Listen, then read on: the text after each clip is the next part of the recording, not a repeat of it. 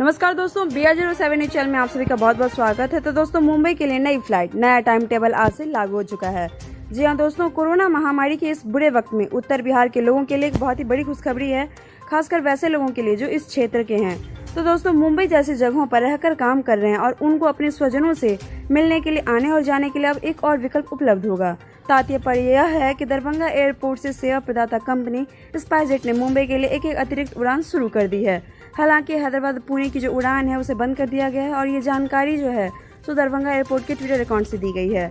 और अब बेंगलुरु और मुंबई के लिए एक एक और फ्लाइट सेवा होगी। हालांकि मुंबई के लिए जो है सो ये कोई पहली बार ऐसा नहीं किया जा रहा है, इससे पहले भी इसकी घोषणा की गई थी और कुछ दिनों के लिए दूसरी फ्लाइट मुंबई से आई भी, लेकिन कोरोना की दूसरी लहर की बढ़ती रफ्तार को देखते हुए ब्रेक लग गया था और अब इस नए सिरे से आरंभ किया गया है फिर से। बेंगलुरु के लिए नई फ्लाइट की जो शुरुआत है वो थोड़ा जरूर चौंका रही है। बेंगलुरु वाली जो नई फ्लाइट है वो SG693 सुबह 9:30 पर बेंगलुरु से उड़ान भरेगी और वहीं दोपहर 12:15 पर दरभंगा पहुंच सकेगी। और ये जो दरभंगा से है वो 12:45 पर उड़ान भरेगी और वहीं दोपहर 3:25 पर बेंगलुरु पहुंच जाएगी। और इसी तरह से मुंबई की जो नई फ्लाइट है SG115 मुंबई से दोपहर 1:30 पर उड़ान भरकर 3:50 पर दरभंगा पहुंच सकेगी। वहीं शाम को दरभंगा से 4:20 पर उड़ान भरेगी और 7:15 पर मुंबई पहुंच सकेगी।